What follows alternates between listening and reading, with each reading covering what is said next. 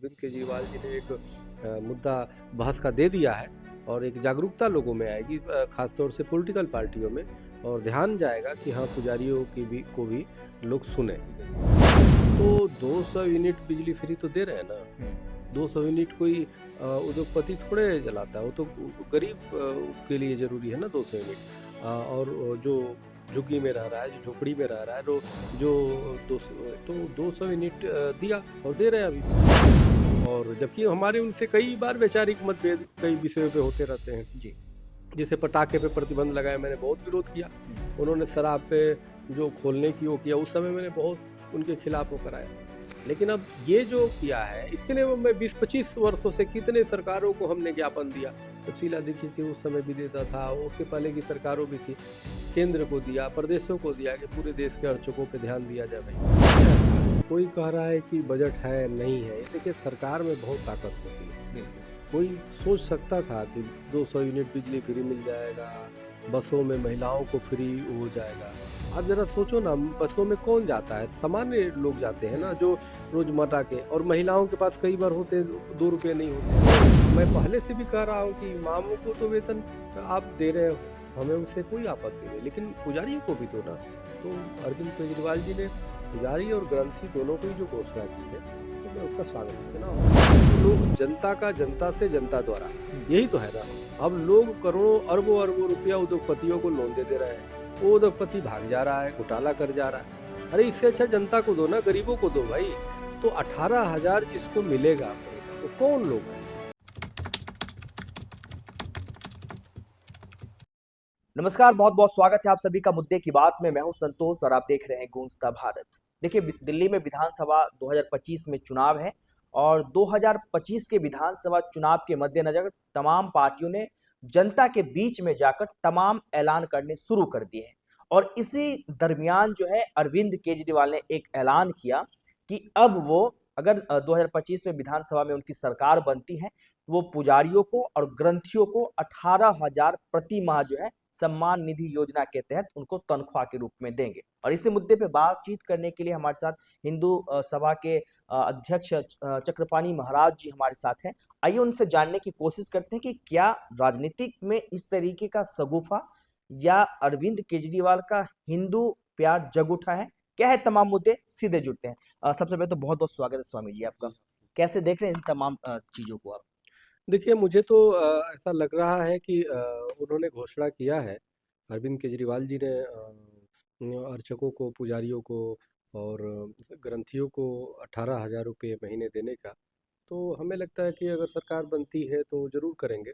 और सबसे बड़ी बात है कि इससे एक माहौल बना है पूरे देश के जो पॉलिटिकल पार्टी के लोग हैं उनमें, कि पुजारियों की तरफ लोगों का ध्यान गया है, ग्रंथियों की तरफ लोगों का ध्यान गया है, जो सत्ता में बैठे हुए लोग हैं। तो ये अच्छा है, संकेत है, क्योंकि अब तक हम इमामों को मिलता रहा है और हम शुरू से कहते रहे कि भाई जब इमामों को मिल रहा है तो क्या सनातन धर्मी जो पुजारी हैं उनका क्या दोष है, उनको क्यों नहीं मिल रहा है? आज़ादी के बाद सबसे ज़्यादा किसी के साथ अन्याय हुआ तो पुजारियों के साथ हुआ, संतों के साथ हुआ, मठ मंदिरों के साथ हुआ, गुरुकुलों के साथ हुआ।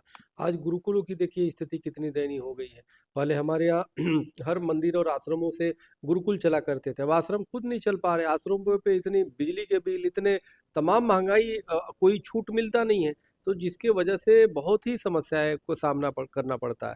तो अर्चकों को ये मिलना बहुत ज़रूरी था, क्योंकि आर्थिक रूप से बहुत ही विपन्नता है। तो इसलिए 18,000 अगर शुरुआत है तो ये बहुत अच्छा कदम है, और अरविंद केजरीवाल जी ने एक मुद्दा बहस का दे दिया है और एक जागरूकता लोगों में आएगी, खासतौर से पॉलिटिकल पार्टियों में, और ध्यान जाएगा कि हाँ, पुजारियों को भी लोग सुने। तो इसलिए ये हम इनका स्वागत करते हैं, और निश्चित रूप से इनका जो घोषणा है वो अच्छा है, स्वागत योग्य है। एक सवाल है जो ज़हन में आ रहा है महाराज जी। कहा जा रहा है कि केजरीवाल जो है उनके पास फंड नहीं है, बजट नहीं है। वीरेंद्र सचदेवा जो कि बीजेपी के प्रदेश अध्यक्ष, उन्होंने आरोप लगाया है कि जब फंड नहीं है तो केजरीवाल ऐसे में 18,000 रुपया जो है तनख्वाह के रूप में कैसे पुजारियों को देंगे। वहीं दूसरा सवाल ये भी बनता है, साजिद रशीदी हैं जो कि ऑल इंडिया इमाम एसोसिएशन के प्रेसिडेंट हैं, उन्होंने आरोप लगाया कि 17 महीने से उनको तनख्वाह नहीं दी गई इमामों को, तो अब पुजारियों को कहाँ से देंगे? देखिए ऐसा है, पहली बात ये है कि ये बात तब भी उठ रही थी जब उन्होंने कहा कि हम 200 यूनिट बिजली फ्री देंगे। जी। तो 200 यूनिट बिजली फ्री तो दे रहे हैं ना। हुँ। 200 यूनिट कोई उद्योगपति थोड़े जलाता है, वो तो गरीब के लिए ज़रूरी है ना 200 यूनिट। और जो झुग्गी में रह रहा है, जो झोपड़ी में रह रहा है, जो 200, तो 200 यूनिट दिया और हुँ। दे रहे हैं अभी भी। दूसरी उन्होंने घोषणा किया कि महिलाओं को निःशुल्क हम करेंगे। कल 2100 रुपए का जो महिला सम्मान ना, निधि। वो तो अभी का, जी। जो बसों में हाँ, हाँ। महिलाओं को फ्री कर दिया। हुँ। आप ज़रा देखो कि लोगों को विश्वास नहीं हो रहा था कि ये फ्री भी कर सकते हैं, लेकिन फ्री में कर दिया ना। तो देखो क्या है, इस लोकतंत्र है, लोकतंत्र ये जनता के लिए होता है। इसमें जनता को लाभ देना होगा। हमारा उद्देश्य है, कोई भी पॉलिटिकल पार्टी अगर जो जनता को जनता पे ध्यान दे रही है, तो उसको मूलभूत चीज़ें जितना हो सके, क्योंकि लोग जनता का जनता से जनता द्वारा, हुँ। यही तो है ना।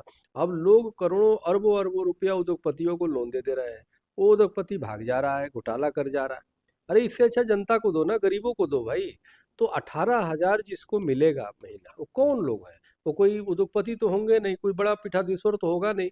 वो तो वही होगा ना जिसको और वही लेगा ना जिसको घर चलाना मुश्किल हो रहा है।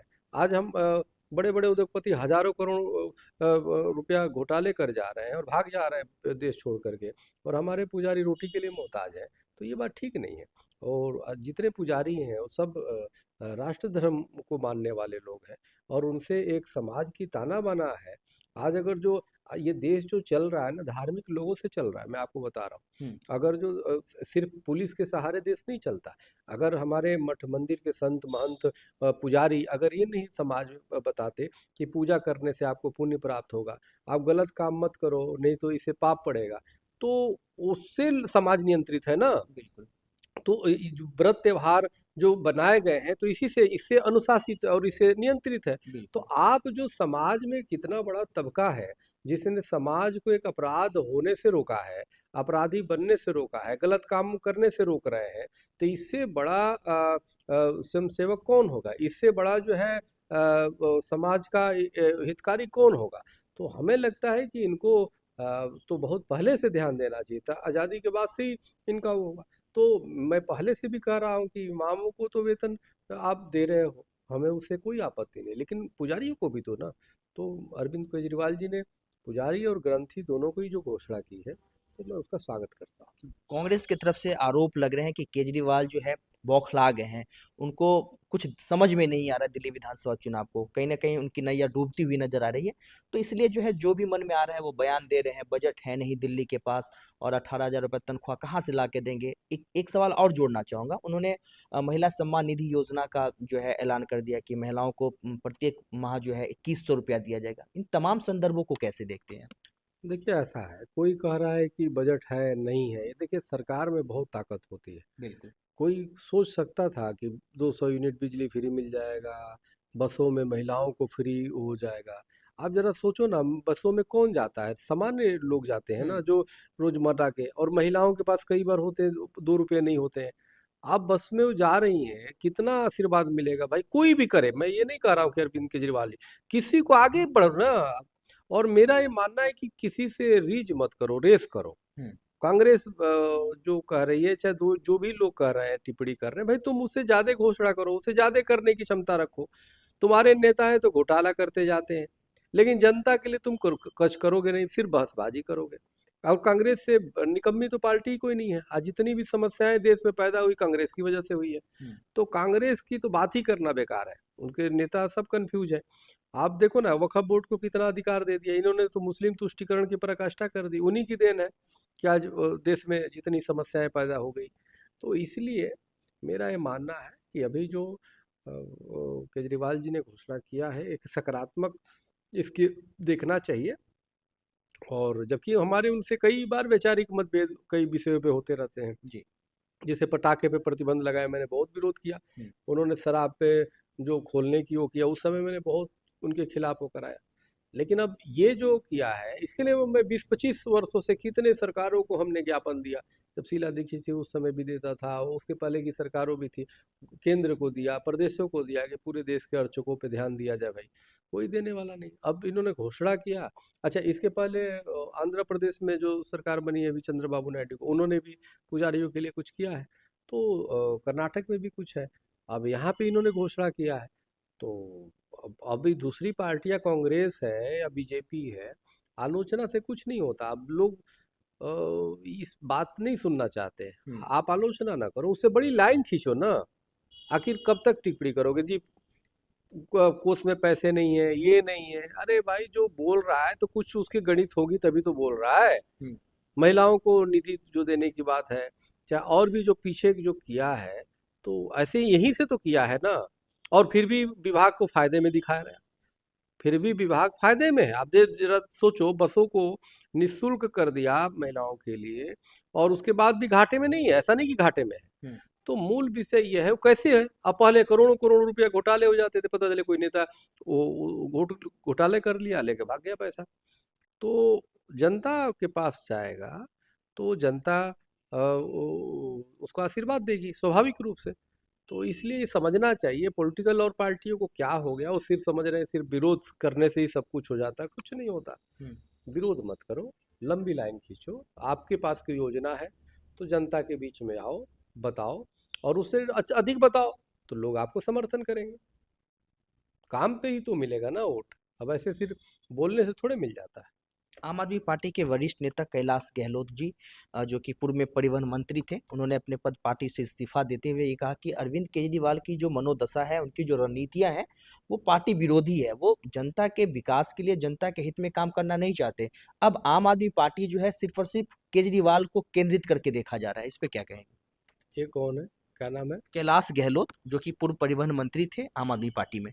पता नहीं, इनको तो मैं नाम भी पहली बार सुन रहा हूँ।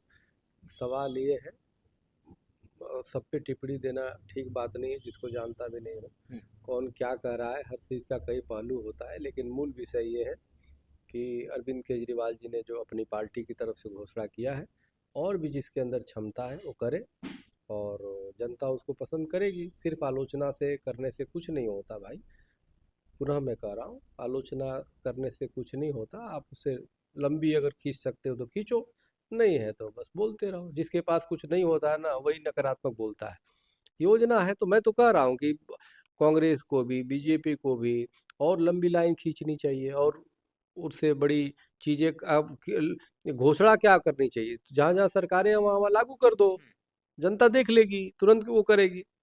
तो ये सब चीज़ें हैं। नहीं तो ये सब लोग चिल्लाते रह जाएंगे, कुछ नहीं होगा, और जिसको आना होगा आ जाएगा। चलिए, जो जाते जाते महाराज जी, आखिरी सवाल मेरा आपके लिए रहेगा।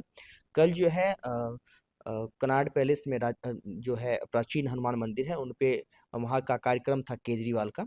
लेकिन विरोधियों के विरोध की वजह से वो वहाँ पे पहुँच नहीं पाए। कहा जा रहा है कि तमाम जो वहाँ पे पुजारी गण मौजूद थे, उन्होंने आरोप लगाया सीधे तौर पे कि केजरीवाल जो है सिर्फ और सिर्फ राजनीति शगुफा जो है जनता के बीच में और पुजारियों के लिए पेश कर रहे हैं। जीतने के बाद वो कुछ भी नहीं देंगे। ये तो अब समय बताएगा कि देंगे कि नहीं। लेकिन हमें तो कितने पुजारियों के फ़ोन आए, बोले स्वामी जी बहुत अच्छा हो गया, और काफ़ी अच्छा उन्होंने किया। कई लोगों ने अपने अपने मंदिरों में हवन किया, प्रार्थना किया। तो कई तो हमारे पास तो ऐसे आ रहे हैं। अब किसने विरोध किया ये तो मुझे नहीं पता। और हर पॉलिटिकल पार्टी के अपने अपने विंग हैं। बिल्कुल। कोई भी विरोध कर सकता है, किसी का विरोध कर सकता है। मूल विषय ये है, कौन क्या बोल रहा है, कौन क्या कह रहा है, वो बात नहीं है। क्या सही है ये हम देखते हैं। और सही ये है कि जब 18,000 रुपया जब मिलेगा, तो जो आर्थिक रूप से कमज़ोर हमारे अर्चक हैं उनका परिवार चलेगा। अब बसों में जो फ्री किया महिलाओं को, हम्म, उसके कुछ दिन बाद लोग चिल्लाने लगे, ये देखो फ्री में कर रहा है, हम नहीं बैठेंगे। उन्होंने घोषणा कर दिया, ठीक है जी। उसमें एक ऐसे सिस्टम कर दिया, मैंने जो सुना, कि जो टिकट लेना चाहे ले लो, हम्म, नहीं लेना चाहे मत लो। बिल्कुल। विकल्प दे दिया। हम्म, कौन ले जाता है बताओ? जो विरोध कर रहे थे वो बैठ गए घर पे। वो भी फ्री में जाते होंगे, घर की औरतें उनकी। तो हम्म। ये बातें ना छोड़ो, मूल विषय ये है कि उससे एक व्यक्ति को भी अगर लाभ होता है ना, हुँ, तो वो होता है। एक बार की मैं बात बता रहा हूँ, ये करीबन 2001 या 2 की बात है। जी। एक बार क्या हुआ कि मैं वजीराबाद में रहता था, वहाँ से मैं आ रहा था तो तिमारपुर में मैं देखा कि कुछ भीड़ हो गई, कोई एक महिला है और लड़ रहे हैं आपस में। हुँ, तो मैं गाड़ी से मैं कहीं जा रहा, हमने क्यों भीड़ लगी है, जाम हुआ है? तो बोले कि कोई एक महिला है, लड़ाई हो रहा है हुँ, उसी से। तो हम गाड़ी से उतर गए, मैंने कहा भाई रुको देखते हैं क्या हुआ। और मैं उतरा, हमने कहा क्या हुआ भाई? बस बस वो करके काफ़ी लोग लड़ गए। तो उन लोगों ने कहा कि देखो ये महिला बस पे चढ़ गई थी और उतर गई और पैसा नहीं दिया इसने। तो हुँ, हमने कहा कि अब पढ़ी लिखी महिला लग रही थी, तो हमने कहा कि अच्छा, तो हमने कहा भाई तो इसके लिए इतना वो क्या बात है? कोई बात नहीं, कितना हुआ तुम्हारा भाड़ा? तो शायद उस समय 7 या 8 रुपए की बात थी, कहीं से वो आ रही थी। जी। तो हमने कहा 8 रुपए के लिए, हमने कोई बात नहीं, हमने तो भाई, तो हमने कहा कोई बात नहीं, हम सोचे कि किसी बात पे वो नहीं दे रही है चाहे कोई, तो हमने उसको अपनी, मुझे याद है एक शिष्य मेरा था, मैंने कहा 8 रुपए निकालो, और उसको बस वाले को दिया। हमने कोई बात नहीं, इसके लिए इतनी जाम लगाए पड़े, भीड़ लगाए पड़े हो, हम लड़ रहे हो इसको, हमने की कोई बात होगी। खैर मैं वो करके गाड़ी में बैठने गया तो उस महिला ने आवाज़ हमें दिया, बोली स्वामी जी, तो हमने कहा हाँ बताओ। तो हम सोचे क्या कहेगी, तो बोली कि स्वामी जी बहुत बहुत धन्यवाद, वैसे मैं बता रही हूँ मेरे पास पैसे थे ही नहीं। अब जरा सोचो, हुँ, हमने कहा अच्छा, तो हमने कहा कोई बात नहीं, तो बता दी होती। तो मैं बोली, फिर भी ये हमारा हमको परेशान कर रहे थे, वो कर रहे थे। और मेरे को इतना वो हुआ कि हमने कहा कि बताओ, इतनी मैंने वो देखने में, ठीक कई बार देखने में लोग दिखाई देता है कि सब कुछ होगा, हुँ, हुँ, किसी की परिस्थिति ऐसी होगी। बिल्कुल। तो एक व्यक्ति को भी अगर जो लाभ मिलता है, आप समझो कि उसको याद, वो कभी भूल नहीं सकता ये चीज़ें। कोई भी योजना वो ज़रूरतमंद के लिए ही होती है ना। अब जो पेट भरा है, जो हराम का खा रहा है, वो तो बकवासबाजी करेगा ही। बिल्कुल। तो इसलिए मेरा मानना है कि लोग इस पे राजनीति नहीं करना चाहिए, क्योंकि वो जो अधिकार है वो गरीबों का है, वो अधिकार है जो ज़रूरतमंदों का है। तो अगर तुम उसका विरोध करते हो, अगर इस सब चीज़ों का कोई भी विरोध करता है, उससे बड़ा पाप कुछ नहीं हो सकता। हम जाते हैं किसी को मंदिर के बाहर या कहीं भी, हम देखते हैं किसी को, गरीब को, हाँ, अगर कोई दान देते हैं, कुछ पैसे देते हैं तो खाता है, या कुछ भी देते हैं, अगर उस पे भी कोई टिप्पणी करने लगे, तो इससे बड़ा दुर्भाग्य कुछ नहीं हो सकता।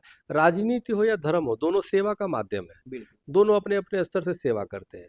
तो भाई आप ये समझो कि 18,000 कोई बड़ी रकम आज की डेट में कुछ नहीं है, हुँ, लेकिन उसके लिए बड़ी रकम है जिसके घर में कुछ नहीं है, जिसको पता ही नहीं है कि शाम को हमारे घर में बच्चे रोटी कैसे खाएँगे। तो जी। उनके लिए 18,000 बहुत तो है ना। हुँ, तो ये जो बैठ कर के जो खाली जो है बातें बनाते हैं, उनको ये समझना चाहिए, योजना है तो तुम भी करो। तो तुम्हारे पास ना योजना है, ना कुछ है, सिर्फ़ नकारात्मक बातें करोगे, तो नकारात्मक बात लोग नहीं सुनेंगे, नहीं सुनना भी नहीं चाहिए। चलिए बहुत-बहुत धन्यवाद हमसे बात करने के लिए। तो आपने देखा कि क्या जिस तरीके से राजनीतिक और जो धर्म की तमाम रणनीतियों की जो बड़ी बारीकी से उन्होंने बात बताई। अब लिहाज़ा देखना बड़ा दिलचस्प होगा जब 2025 में विधानसभा का चुनाव होगा, तो जनता जो है अपना मत किसको देगी, ये देखना बड़ा लाज़मी होगा। बहरहाल, इस पूरे इंटरव्यू को देखने के बाद आपकी क्या प्रतिक्रिया है? हमने कमेंट बॉक्स में आपके लिए जगह छोड़ रखी है, तो कृपया करके कमेंट ज़रूर करें। और बाकी देश दुनिया के तमाम खबरों के लिए बने रहे मेरे यानी संतोष के साथ गूंजता भारत दिल्ली।